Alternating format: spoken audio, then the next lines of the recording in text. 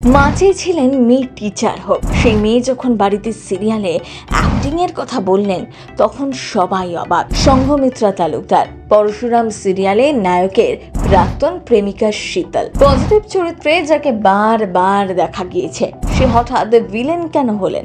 তবে কি কাজ পাচ্ছেন না সংঘমিত্রা? অভিনয়ের কিছু না জেনে কি করেই বা এগোবে, সেসব নিয়ে একদিন চিন্তায় পড়ে গিয়েছিলেন বাবা মা। সেই সংঘমিত্রা আজকে শীতল। কেমন লাগছে এই চরিত্রকে? পরশুরাম আর তটিনীর মাঝে শীতলই তবে ভিলেন? বড় বিপদ নেমে আসবে তাদের জীবনে।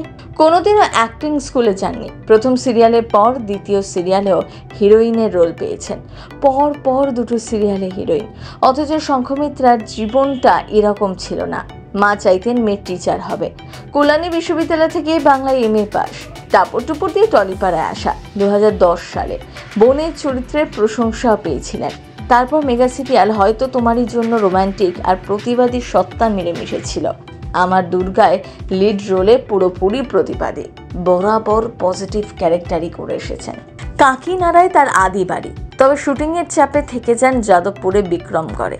বাড়ি ছেড়ে বাইরে থাকলেও মায়ের উপর নির্ভরশীলতা এখনো যায়নি। অ্যালার্ম নয়, ঘুম ভাঙে মায়ের ফোনে। রূপলী পর্দা বাইরে তাকে টানে আরও একটা জগৎ, মাঠ, তার ড্রিম ম্যান মহারাজ।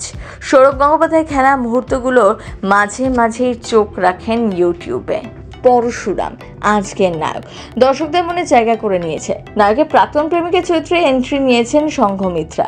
শীতল চরিত্রে একদম নেগেটিভ শেডে নায়ককে শেষ করে দিতে চাইছে, কারণ সেই তার পুরনো প্রেম। কলেজে একসাথে পড়তেন শীতল আর পরশুরাম। সম্প্রতি গীতা LLB-তেও দেখা গিয়েছিল সংঘমিত্রাকে, কিন্তু শীতল চরিত্রে সংঘমিত্রাকে কেউ সহ্যই করতে পারছে না। সেটাই তার অভিনয়ের সব থেকে বড় ক্রেডিট। জানেন সংঘমিত্রা মনের মানুষকে? কিছুদিন আগে বিভিন্ন সাক্ষাৎকারে জানা গিয়েছিল তিনি সিঙ্গেল নয়, ব্যক্তি জীবনে দিব্যি প্রেম করছেন। তবে পাত্র এখনো আড়ালেই। আপনার কেমন লাগছে শীতল চরিত্রকে? কমেন্ট বক্সে লিখে জানান আমাদের।